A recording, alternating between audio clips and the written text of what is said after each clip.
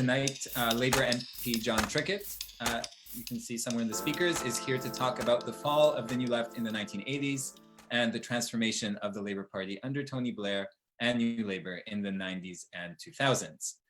In the last two sessions, so as a preview, we're going to move on from Leo and Colin's new book, and we're going to compare the experiences of the movement around Corbyn with international examples like Bernie Sanders' campaigns and Syriza in Greece, as well as a final webinar on the coronavirus crisis with Sam Gindin. This series is co-hosted by The World Transformed and Verso Books. We'll be running these calls every other Thursday night at 8 p.m. So remember to keep this time free, same virtual place. And I think we currently have more than 200 people on the call, which is amazing.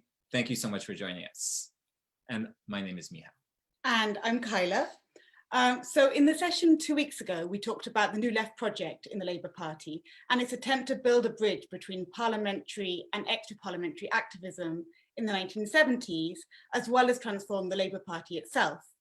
So in this session, we're going to look at what happened in the Labour Party after the 1983 election defeat, which was a pivotal point that marked a turn away from extra-parliamentary activism and the weakening of the left in the party, along with the adoption of a new kind of managerialist approach to the Labour Party. After nearly 2 decades in opposition, when Labour finally did get into power under Blair, it had conceded so much ideological and economic terrain to the Conservatives that it was basically a different party altogether. So in today's session, we're going to look at how that happened and how this reflected a crisis of the left in the UK more broadly during this time. We're really lucky to be joined by Jon Trickett, who was a councillor in Leeds City Council in the 80s and very active in the anti-fascist and anti-war movements before being elected as an MP in 1996. So it would be really great to hear it from his perspective. And as we did last time, we're going to run tonight's webinar as a long question and answer session. We're going to talk through parts of the book with Leo, Colin, and John by asking a few questions of our own to start off. But after that, we really hope that you'll do the work for us. That's, an important part of being on the left. This is all about a collective effort. When questions come up for you as the speakers are speaking, please post them in the chat. We'll be watching the questions as they arrive, and we will try our best to include them in the discussion. We plan to spend about the first 45 minutes or so on the situation in the 80s through the 2000s, and then the remainder of the time bringing things up to date and looking at the relevance of those issues for the movement today. So as we've already said, tonight's speakers are going to be Leo Panitch and Colin Lades, who are the authors of Searching for Socialism, the project of the Labour New Left from Ben to Corbyn. And we're also joined by Jon Trickett, who's a Member of Parliament for Hemsworth in West Yorkshire. Okay, so I'm going to kick off with the first question, mostly for Leo, but also for Jon. So let's start with the aftermath of the 1983 election defeat. Purely within the Labour Party, this didn't look like a total defeat of the left on the surface. Kinnock was from the soft left. He quoted Lenin and Gramsci in his speeches to justify his position, and he got New Left support with the idea that there could be some kind of new Benism without Ben after the 1983 defeat. There were also experiments such as the Greater London Council, led by the New Left. But ultimately, this new direction of the party, as well as in the unions and in society, would totally undermine the left. So in the book, you say that during this time, the party actually faced the choice between moving decisively to the left or drifting to the right. Can you outline what were the most decisive factors, both in the failings of the New Left project itself, as well as a backlash from the power holders in the Labour Party that caused this rightward shift in the 1980s and laid the groundwork for New Labour in the 1990s? You have about 5 minutes or a little bit more each. Okay. I'll try to address that in 3 or 4 points. I think the crucial thing to recognize, you can hear me, I hope. I think the crucial thing to recognize is that Kinnock's succession as leader to foot in 1983 after the election defeat had been rooted in the election of Foote, who Kinnock became very closely aligned with in 1981, in the context of Ben's attempt to become deputy leader and his narrow defeat by Healy. And the reason Ben had stood was to validate the reforms that had been introduced around democratization of the party. Kinnock had, at that moment, he had been very popular as a figure at fringe meetings of the New Left through the 1970s. He was the great jokester. And he and Skinner were often the most popular people at fringe meetings at Labour Party conferences. And Kinnock had taken a very clear position to join Foote in an alliance with the center right of the party, above all with Healy against the Labour left, to put a stop to the attempt to democratize the party.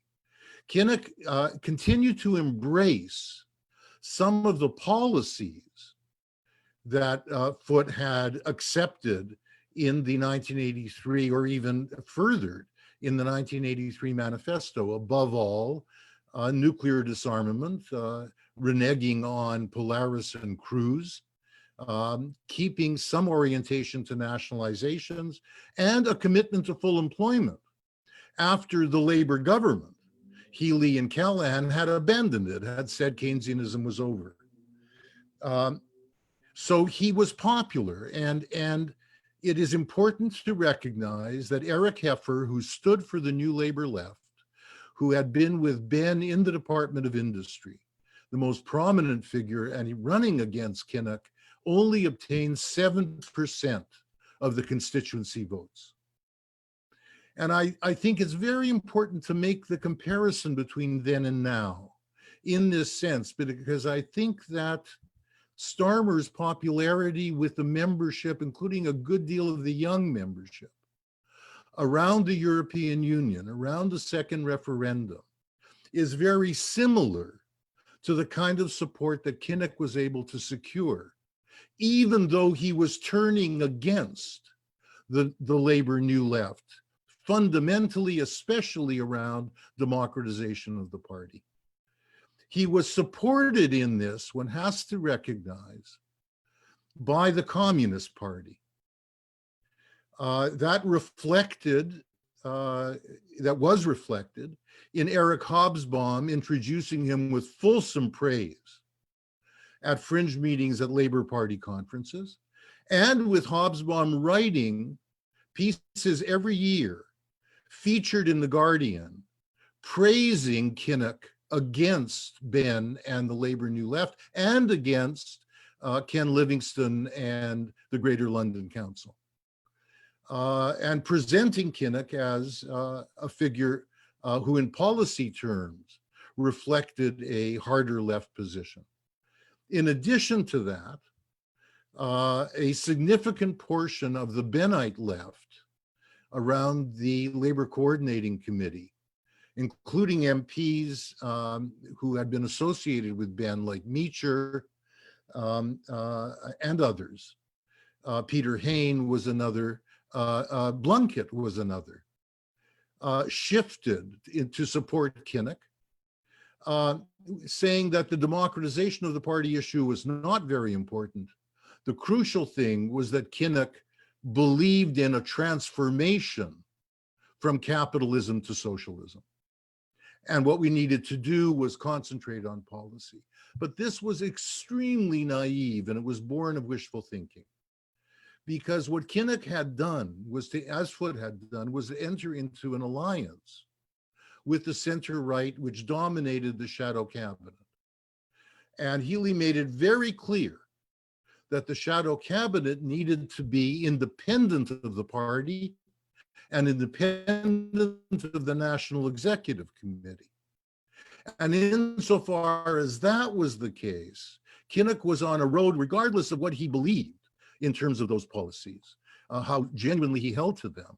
He was on a road to the accommodation of those in the leadership of the party who were fundamentally oriented to the American empire in terms of foreign policy, therefore fundamentally against any break around nuclear policy, and they had expressed that in the election campaign against the party manifesto. but also because their fundamental position on policy, on economic policy, was an attempt to revive the old failed corporatism. That is, a promise from the unions that they would engage in wage restraint. And that the bourgeoisie was no longer interested in this by this point. They simply had abandoned it. They didn't want to compromise with the unions in that partnership. They had opted for monetarism as the way of resolving inflation, and had opted for high unemployment and breaking the unions as a way of resolving inflation. And Kinnock was drawn into that, but not only Kinnock. Increasingly, those from the labor left who had seen in him as someone who was still a socialist, increasingly were drawn to that position as well. What that you were left with in that context was not only a marginalization of the labor left in terms of the democratization of the party issues, but a turn of the party leadership led by Kinnock against activism of all sorts. Now, it was expressed in his disdain for the activism in the miners' strike, the distances he took from it, and even more so a little later in the revolt over the poll tax against Thatcher at the end of the 1980s. So it was a turn of the party precisely against the activism that the New Labour left had tried to infuse the party with.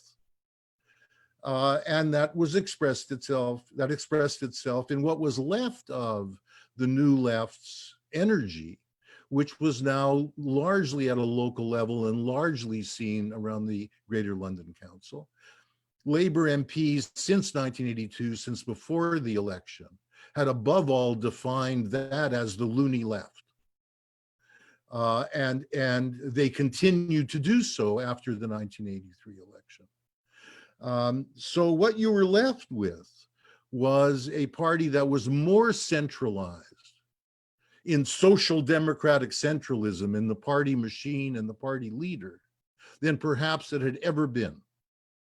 And with a marginalization of the left greater than it ever been. And insofar as corporatism was not a viable policy, the path was then paved to a Blairism which said, no, we don't want a partnership with the unions.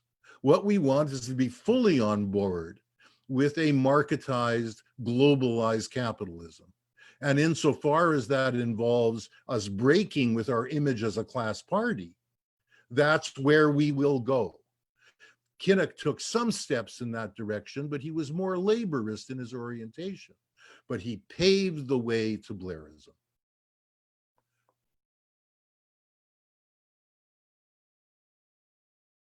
Jon, do you want to come in there? Let me just reflect. So I think it's my 50th or 51st year of activism in some form or another on the left of the party, occasionally getting compromised, as we all do from time to time. Look, I think to understand 83, we just need to remember quickly where we were in the 70s. There'd been the Attlee settlement, which was a labour achievement, which had run its course by the mid-1970s. Labour found itself in office, but there was a crisis of capitalist profitability in British capitalism and wider than that. And that then was producing a problem of a fiscal crisis to how you fund the services which were provided by the state. Tax revenues were falling, expenditure was rising, there was inflation, productivity was falling, there was the usual British problem and a crisis of capital. That had to be resolved. And Labour was in power. And those of us who were around will remember the rising tide of working class activism in the 1970s, and which posed problems for capital, but also for the Labour government. By the time we got to 1979, the Labour right, which was the leadership of the party and the government at that time, were completely exhausted because we were governing without an overall majority, but we were exhausted physically. But they were also exhausted intellectually. The right had no solution to capitalism's problems. But there was an emerging left view, and it was captured in two separate things. One was the social contract, which there isn't time to talk about, but it seemed to me it had radical elements within it, other than it excluded working class participation, which gives us a problem. But secondly, the alternative economic strategy.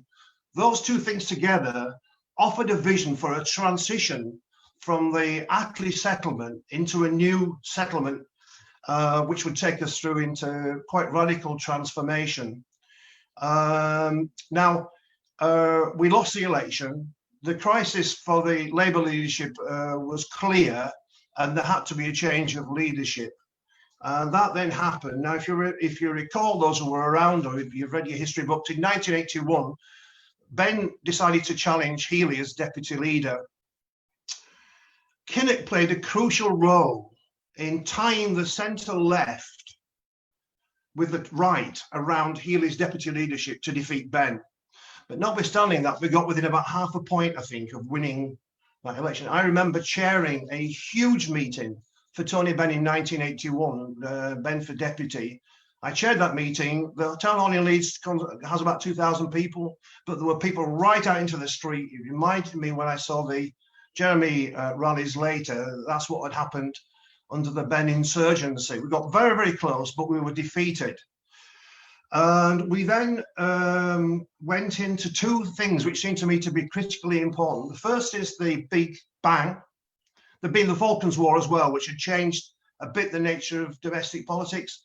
The Big Bang was Thatcher's first big step to move on from the Ackley consensus and the Ackley economics, the sort of historic compromise, if you like, which Ackley had introduced, into a new world. And the Big Bang and the introduction of financialization of the economy and the growing nature of the new class structures and the working class, his relationship to production in a post-industrial world, all began to emerge, and that made the alternative economic strategy no longer fit for purpose. And I think at that point, because we'd opened Britain up to a world economy, and the AES, the alternative economic strategy, depended on a different vision for how British government what the British state should operate. I believe there was a huge intellectual defeat for the left at that time, which we've never recovered from. Never. We've never found a transitional program which would take us beyond the existing capitalist settlement into a new world, which was popular.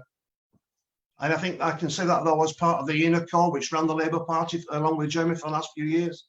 I don't think we resolved the intellectual problem which that poses. But the second thing was the miners' strike, which was Leah just touched on. The miners' strike, I was elected to become a councillor in the middle of the miners' strike. For those who didn't live for it, it's very difficult to understand the emotional and political and social experience, the spasm which the country went through. And of course, Kinnock, I won't follow Leah's description of Kinnock, but Kinnock and the Labour leadership held its nose and walked really away more often than not from the miners. And that was a major moment where the Labour movement had been, in my view, as I've said, the left had been defeated intellectually, and then the left in the industrial struggle, this rising tide of working class activism, which I described briefly, was defeated at that point. They were two major turning points.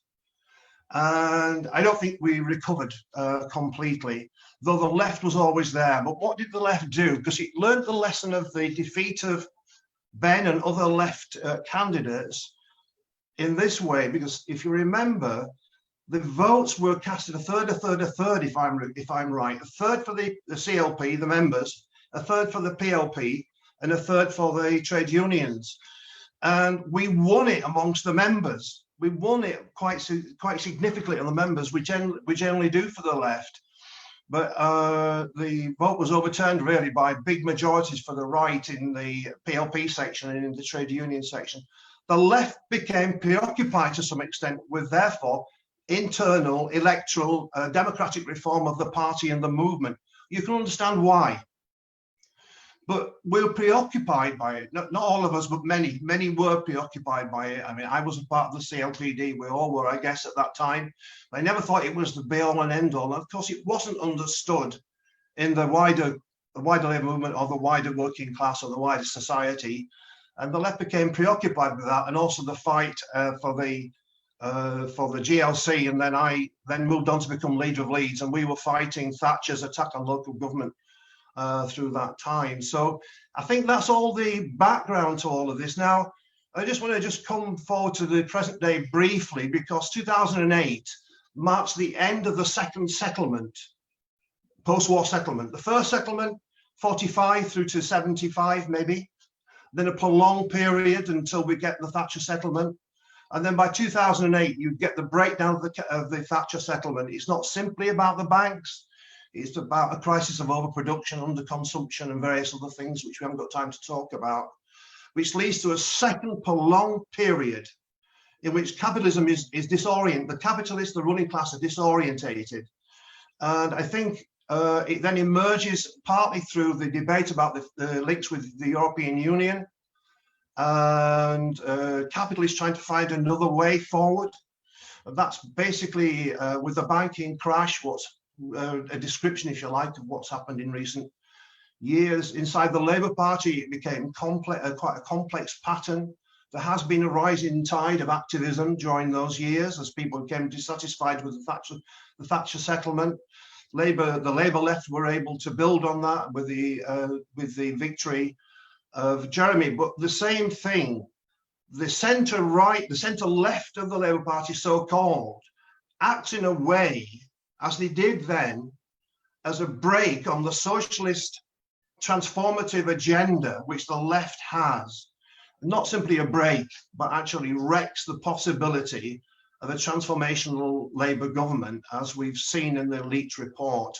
That's kind of brings us where we are now. I seem to have missed out the Blairite years, which you might want me to talk about, because for a short time I worked in Number 10 and the Cabinet Office under Blair and Mandelson, and then later I worked in the Number 10 again for Gordon Brown. And you might want to ask me about that later, maybe. But that's how I see the long history of the last 30 years, 40 years. Thanks, Jon. And we're going to follow up with you on lots of those things as well later, in kind of questions that come later on. So before we come on to the next question, I want to plug the TWT Supporters Network. We've had 70 new supporters since we started doing these calls, which has been a huge help in enabling us to continue putting them on. We now really want to scale up the work over the summer, but that's only going to happen with your help. The current crisis means we can't guarantee receiving the funding we usually rely on to continue our work. So if you think political education like this is important and are in a position to do so, please donate the equivalent of 1 hour's wage per month at theworldtransformed.org/support. That's theworldtransformed.org/support. And that link's in the chat. If you didn't hear it from us a couple of times, it's right there. You can click on it right now. Leo, I saw your finger, but we're gonna move on to the next one and get you in on the next question. I think we'll try to start with Colin on this one. So during the last session, we talked about how the New Left tried to reform the internal processes of the Labour Party, and Jon touched on this as well. So for example, championing mandatory reselection. But we also talked about how this process largely failed. In contrast, as we read in the chapters for this week, Tony Blair was able to basically generate a total reworking of how the Labour Party functioned during the 1990s. And there was some of that reworking earlier too. Most iconically doing away with Clause 4 and the commitment to state ownership, but also minimizing the role of the trade unions generally, and the capacity, for example, of conference to set policy that was then followed through on. So can you talk a bit about how Blair implemented this managerialist restructuring and how it then affected politics in the party? Reflect on what Colin was just about to develop, I think, which is this question of electability. Clause 1 of the Labour Party constitution says we exist, at least in part, to elect a PLP, and clearly working people, going back before the Labour Party existed, came to the view that they needed their own party to legislate and to begin to bring social change into existence. And obviously we share that view. You need to elect a government. We lost, as we know, we lost several elections. And what happened was Blair convinced us, or convinced the party, that our heart might beat on the left, but our head tells us we've got to move to the right.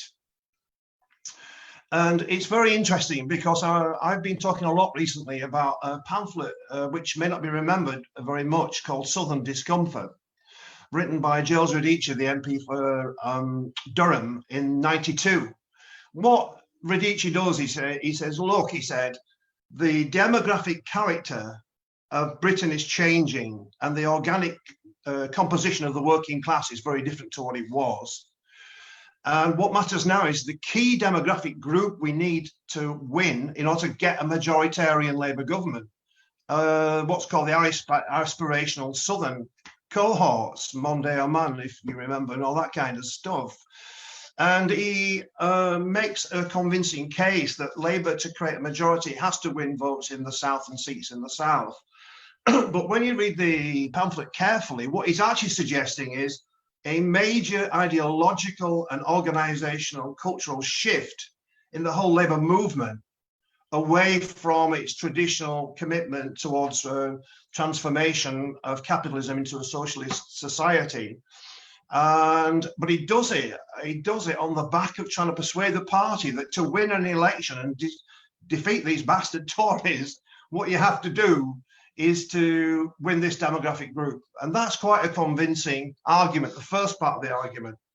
The second part of the argument, to ditch your policies and your ideology, is a different matter, as I think we can now see, because the crucial assumption, which was explicit both by Giles Radice but then by Blair, was northern voters and working class voters who have traditionally voted Labour have nowhere else to go except to vote Labour, so we can take their votes for granted.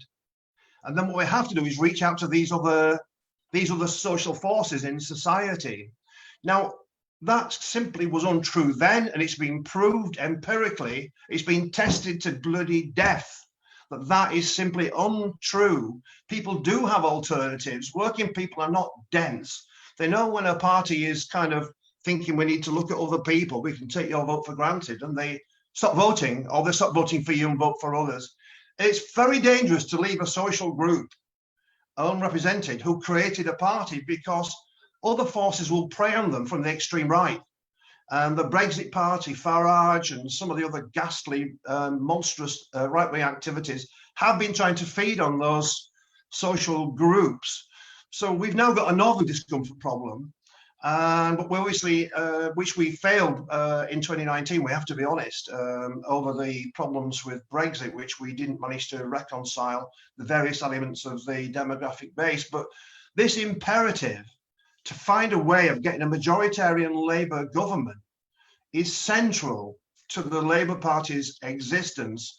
But it cannot be that we can think we can somehow create a majority by abandoning our principle. I personally am convinced there's a way of being principled and creating a majority. And a final point then, the thing I referred to earlier about the alternative economic strategy, the intellectual defeat of the left, which we haven't yet overcome. How do we create a program which is really transformational, truly transformational, which is also popular, and which can be expressed in the vocabulary of the man and woman in the street? That is a central intellectual task, an organizational task, which we have to engage in. I'm very optimistic about it, but it's not as easy as it sounds. And I think I'll just leave it at that point.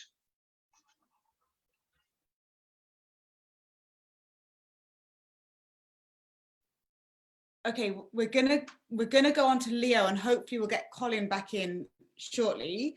So Leo, if you want to follow on from that, you had something to say anyway, but I think I think you in your book also kind of like trace this ebbing of Labour's working class support to this time as well. So if you could talk a bit more about that, and just tell us, like, to what extent was it that the Labour Party was just kind of adapting to this inevitable new reality, Or to what extent was it actually just engineering this shift and leading the way? And what were the effects of this? Okay, so I was simply going to say, look, as it turned out, the Labour Party was not in government for 2 decades in any case. So the argument that you had to win elections immediately didn't hold.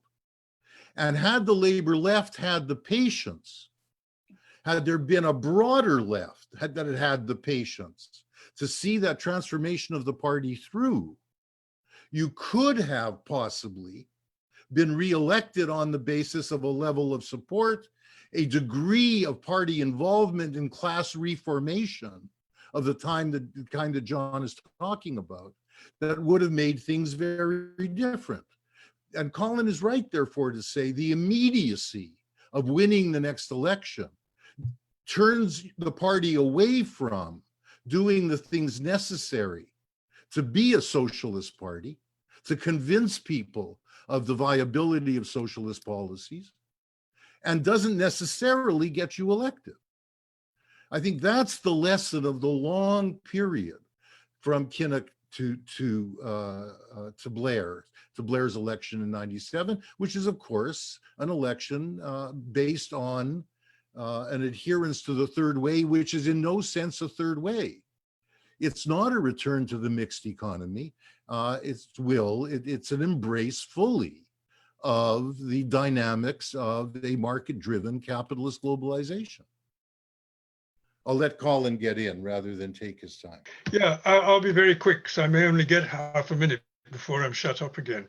But yeah, you asked, I'll skip the question of the decision that the modernizers made to, because they were not socialists, they embraced the capitalist project. So what did they do to the party? Rather than go into the detail, for my money, there are 3 things that stand out.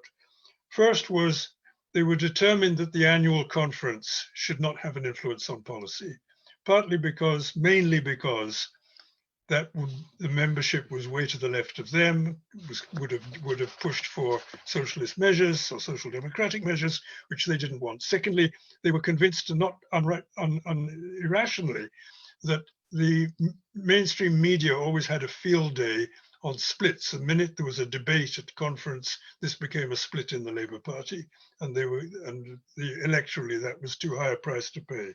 Secondly, I think this is under remarked on, but to my mind, it's very important. There was the demand that all MPs should be on message. MPs were not allowed to have individual positions on anything. They had to take the line from the leadership, and that was closely monitored. And in a way, you might say the party's core commitment came to be spin. In place of clause 4, you had a commitment to absolutely managing the message. And that legacy has passed through into contemporary politics in an incredibly damaging way. And that's something else that the left will have to fight against and overcome. And the third major point was to decide after the 1997 election that they couldn't afford to allow local parties to nominate candidates for parliament if this was going to produce people on the left. So managing the control of who could become a Labour MP became critical. And the effect of that was that you finished up with a party by 2015, in which you had 4 socialists in the Parliamentary Labour Party and a significant contingent of anti-socialists.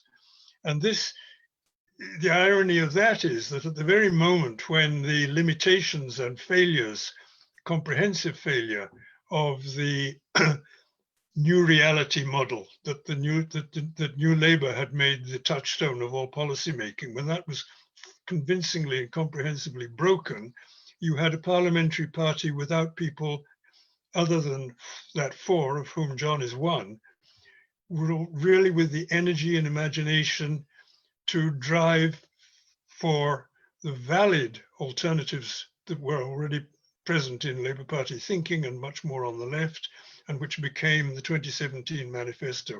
And that lacked behind it the drive that you needed to have within the parliamentary Labour Party.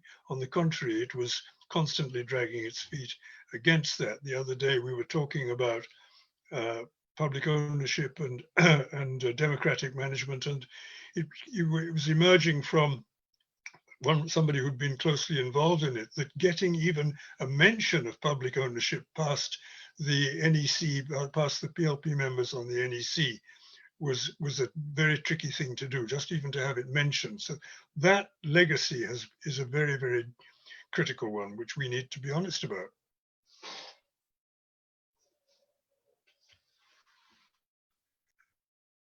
Thanks, Colin. Glad to get you in on that, and those are really good points. Want to do maybe one or two more questions just on the 90s, and maybe another one for Leo and Colin, then have Jon come in as well. So Margaret Thatcher famously called Tony Blair her greatest achievement. We all know this quote. It's great and sad. You've written in the book that New Labour in a way understood the new economic conjuncture and the transformations of capitalism very well, in a way, right? Both domestically and internationally, only they chose a strategy of accommodation to these changes. That, as they said, could also produce gains for workers and lift people out of poverty. So let finance and privatization rip and use the proceeds to lower poverty, support education as the way out, this kind of third wayism. And we did have a question in the chat about how much, there was sort of explicit influence from someone, say like Anthony Giddens or others in this. But, obviously, as we've seen in hindsight, the reality was very different. We've had long run wage stagnation over decades. We have growing inequality in both income and wealth, and the worsening conditions for increasing sections of the working class. And then all of this coming to a head in 2008 in the financial crash. So what was New Labour's economic strategy? I know if you could pick some of that apart, what was New Labour's economic strategy? What were its achievements, sort of quote unquote, and its contradictions? And basically why was it bound to fail, both on its own terms and on sort of ours? Maybe Leo, I see Leo's, yeah.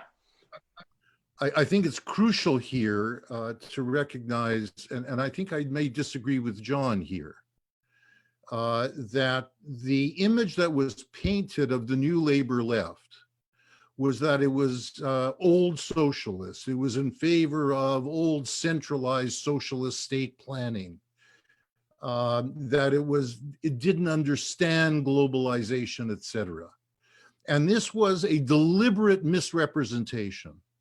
And people on the left in the Labour Party today are going to have to get used to a similar misrepresentation, which is about to take place. The New Labour left was above all committed to democratizing the state. That was seen at the municipal level, and it was seen in terms of what was being pushed by Ben inside the Ministry of Industry. The alternative economic strategy was not irrelevant to globalization. On the contrary, it was focusing on the most central aspect of which was to come, which was free capital movements. And how do we prevent the movement of capital? And that was crucial. It was addressing the necessity, perhaps, for temporary import controls, at least a degree of trade planning. The New Labour left was very sensitive to the dynamics of globalization. And therefore, the way they were traduced as not having any perspective on that was one of the ways in which the left was discredited, and I think very, very unfairly. They had a sense, quite rightly, that when Kinnock and the rest of the leadership accepted European and monetary union, they were fully accepting unemployment, the end of Keynesianism, monetary control over fiscal policy, all of which has proven to be the case in the EU in terms of the way in which deficits have not been allowed. It was the New Labour left, it seemed to me, that perceived what was happening in terms of the direction towards globalization, whereas the center of the party, including all of those around Marxism today and the fancy CP stuff, were increasingly accepting images of post-Fordism and so on, which were premised on the notion you could retrain workers to compete with Vietnamese women working on $1 a day. And in that way, you could have a wealthy working class that would fund through its taxation, which it increasingly was burdened with, a welfare state. All of that was fundamentally misconceived. And yes, they were getting it from Giddens, of course, but in a disdain for socialism as passé. And it's going to be very, very important that the left today not get driven away from the understandings that led to the 2017 manifesto and the 2019 manifesto. Those aspects of its policies are crucially important to retain and should not be given up, nor should one be allowed to be painted into the notion that this is old style socialism. On the contrary, it is a relevant democratic socialism for the 21st century. Yeah, rather than go any kind of a list, I would just say we should look at what's happening in the treatment of the pandemic.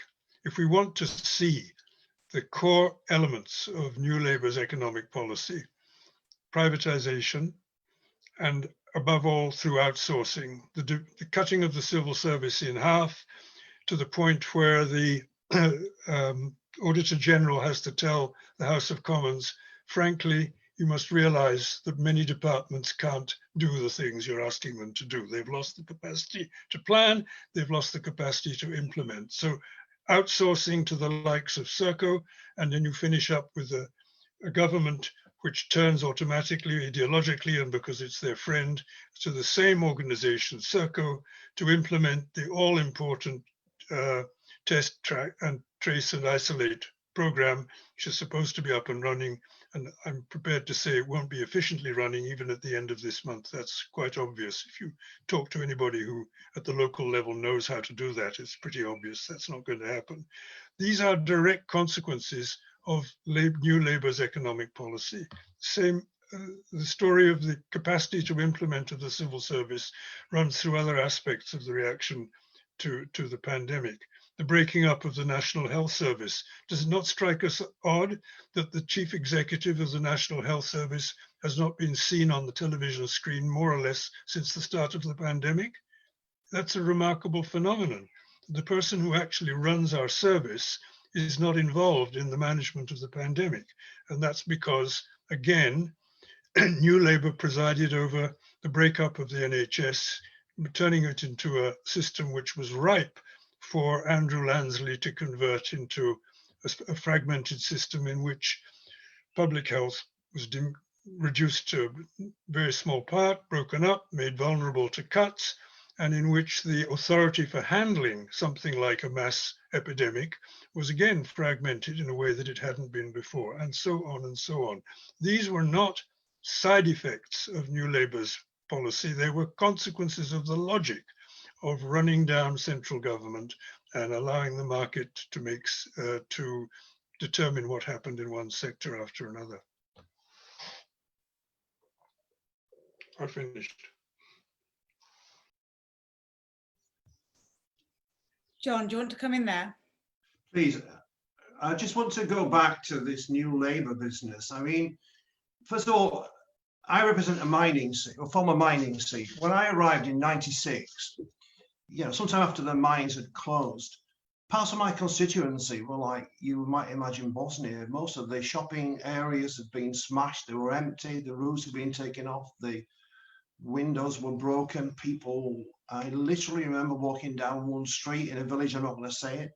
There wasn't a car in sight, but there were people still on horses in '96. The poverty was extraordinary. The levels of mental health was quite frightening. Drugs were everywhere. And I came in '96. We were elected in '97.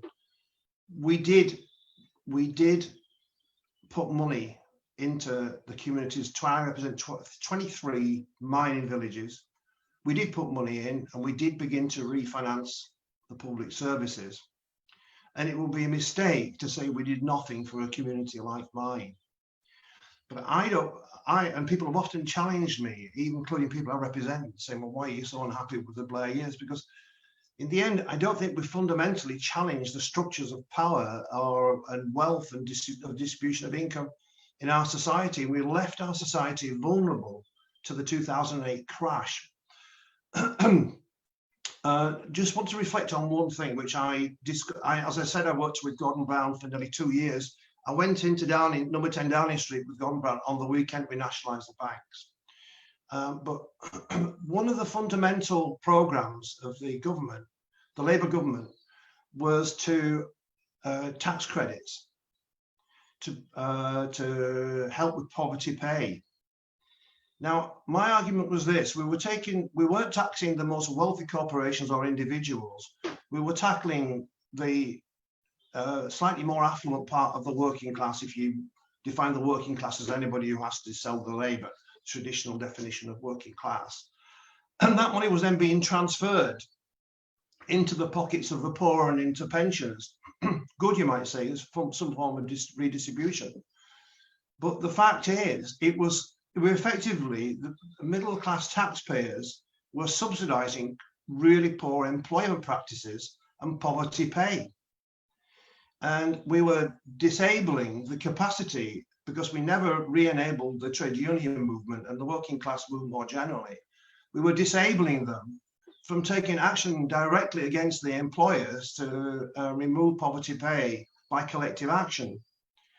Now, you may say it was a cunning move, but in the end it wasn't, because the second thing we did to prop up people's incomes was we increased deficit financing. People were able to borrow money on the back of an inflated house price. I remember speaking to miners, and they were saying, well, our house now, we paid 20,000 for it, is now worth 120, so we can borrow a bigger mortgage and go on a foreign holiday. And this dependence on borrowing, which artificially inflated your spending power, gave you the impression that you were slightly more affluent than you were. So when the financial crash occurred, and as we know, it hit mortgages and house prices, people were unable to sustain their lives, which they had come to being told they could expect. And then there was pressure on the tax take, which was coming from the middle class, while the richest in our society, the big corporations, were left untouched.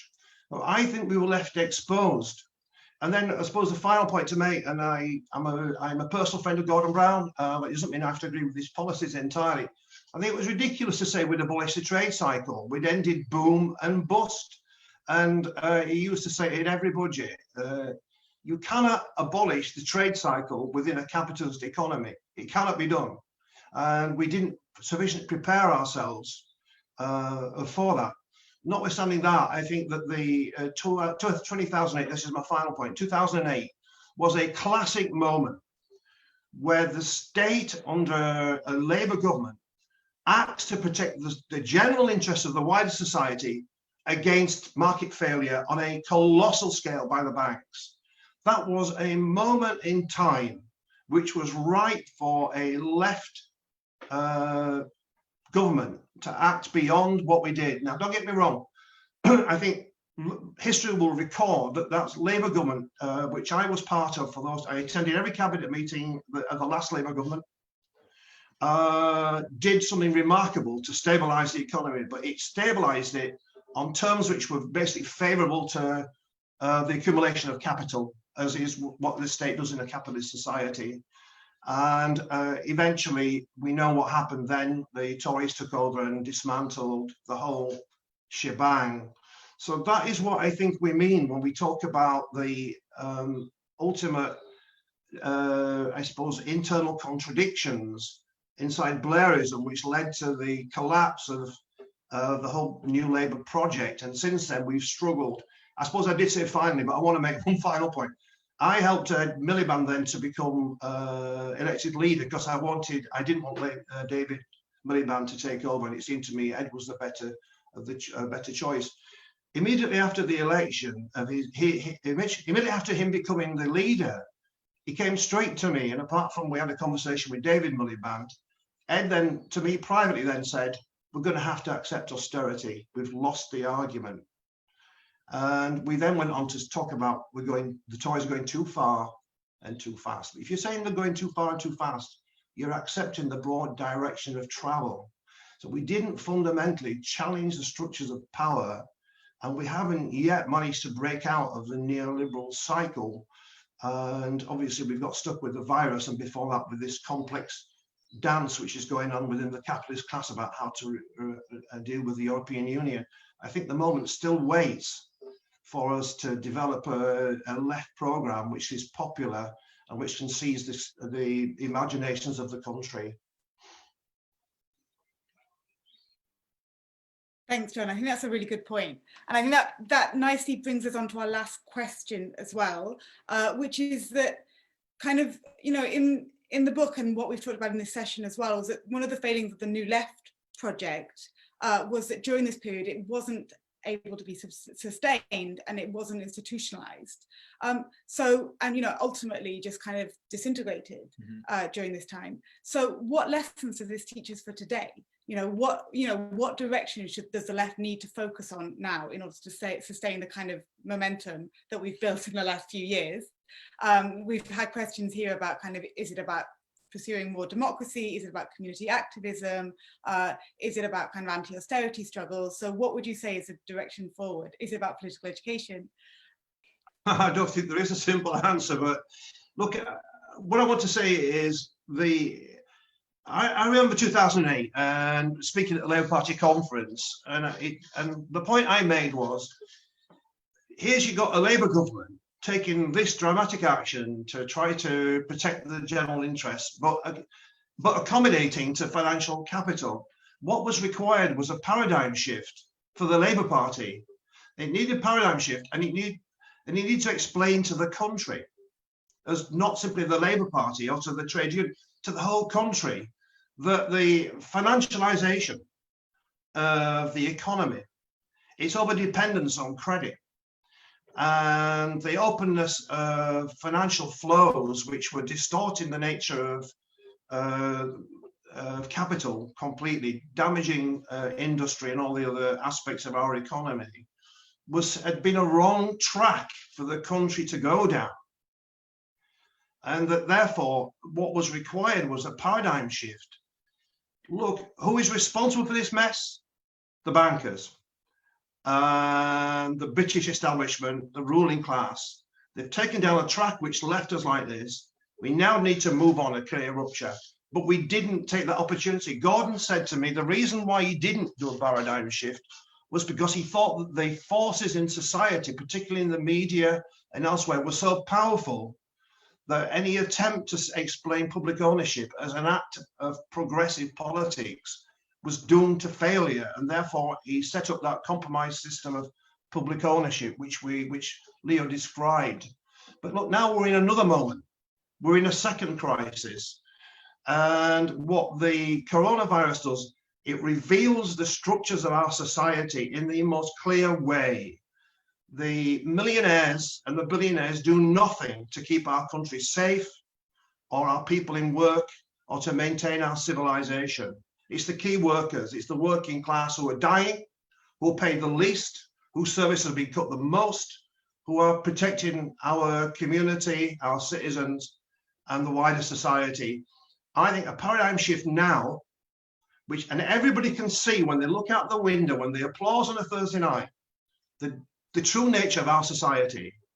I think a paradigm shift now offers us the opportunity for a popular narrative. So that's the sort of, if you like, the overarching argument.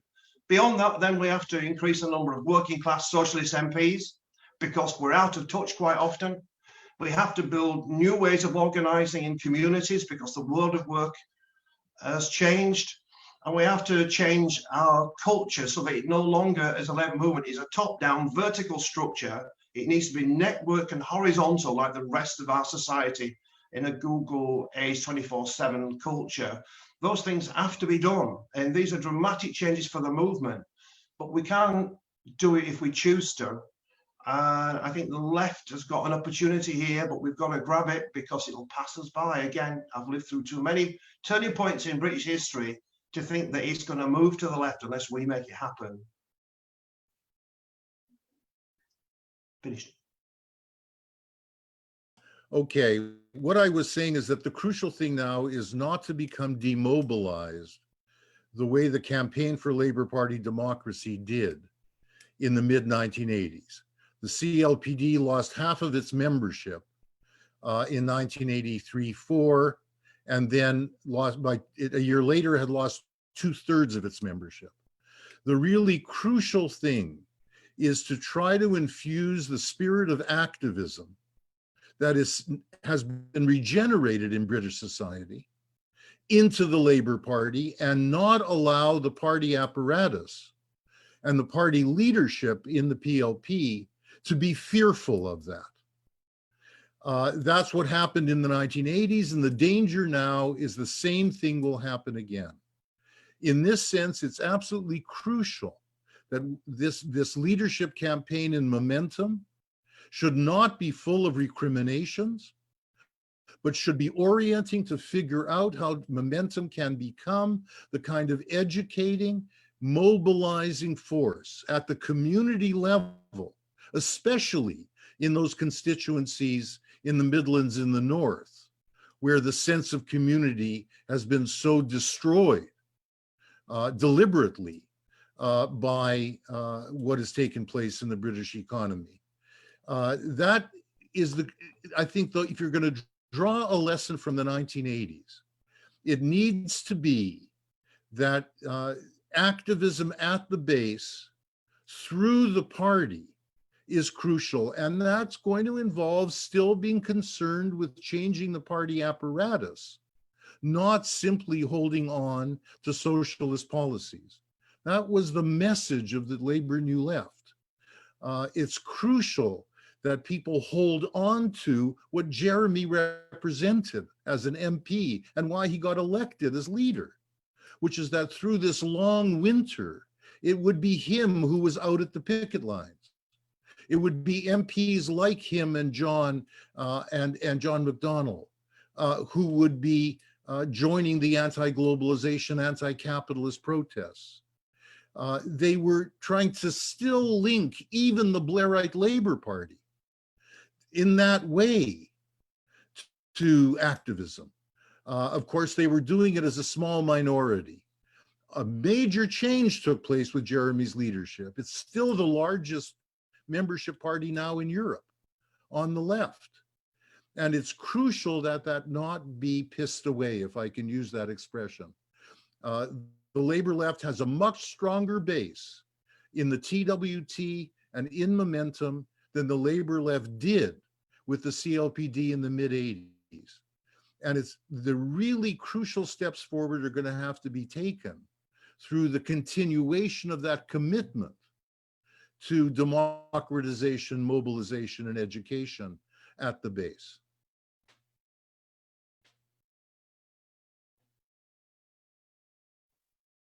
Thanks, Leo. We love that message, obviously. Colin, do you want to have any final words as well? Sure. Just one point that connects policy and organization and activism at the base.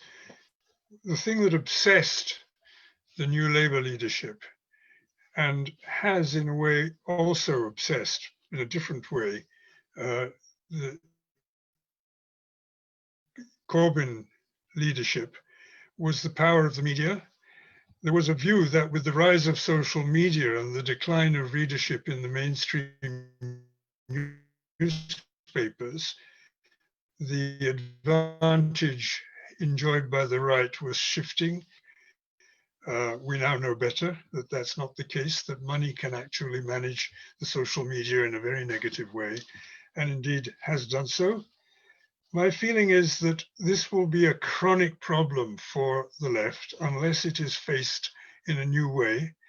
And my feeling is that the myriad of activists in Momentum who brilliantly pioneered the use of social media as in the campaign, especially of 2015, 16, and 17,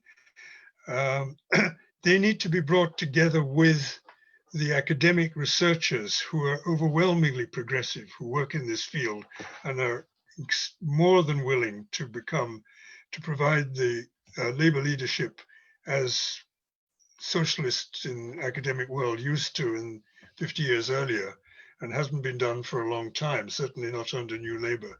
But we need to bring together the grassroots experts in social media with the academic researchers on media in general to come up with an intelligent, broad-based program for regulating the media, using the comparative knowledge that exists about the many ways in which this happens in the world, for a public that I think is ready now to accept the absolute necessity of cleaning up what has become a very disgusting, basically truth-averse field. And the fact that the mainstream media is still controlled by a handful of right-wing billionaires and bigots is not the crucial thing. The crucial thing, again, is to be positive, to come forward and enlist the people who do this, who know it and understand it at the grassroots, with the people with the comparative knowledge and the historical experience, and in some cases, quite a lot of experience of policy making, policy working with people in the leadership of the party in the past. I think this is an element that has been missing and needs to be thought about. All right, thank you very much, Colin. Thank you all for the great responses, for that very modest list of what we should do next. We're nearly at the end of the call. First of all, I just wanted to apologize for the technical difficulties. I personally blame Tony Blair. Probably other things might have been going on there. And just a plug for universal public broadband as well being made in front of our eyes. Just a few more things before we sign off. Firstly, we wanted to remind everyone, of course, as always, to look after yourselves. As Colin and others said, support the NHS and all healthcare workers in any way you can. I think that's been made clear in this call as well. TWT are going to try to organize as many online spaces for people to interact as possible. We've created a step-by-step guide for supporting people to run political education and organizing meetings online themselves. We'll post the link in the chat, so please take a look at that. And please keep an eye out for reading groups and other kinds of political education, organizing meetings, and of course, tune into this call, same time in 2 weeks, 8 p.m. And I'm going to just give you one more reminder once again to join the TWT Supporters Network. Political education on the left is more important now than ever, and the crisis poses a real threat to smaller organizations like us. So go to theworldtransformed.org/support or find the link we've just posted in the chat. Thank you so much, especially to Jon. I really, really enjoyed all of that, or everything that you had to say, especially about, everything, all the changes that have gone on in the last 20 years and what we need to do to keep working within the Labour Party. There would be a huge round of applause right now if we went online. Exactly. A lot of that. Thank you so much. And thanks to you and to you. Okay, good night.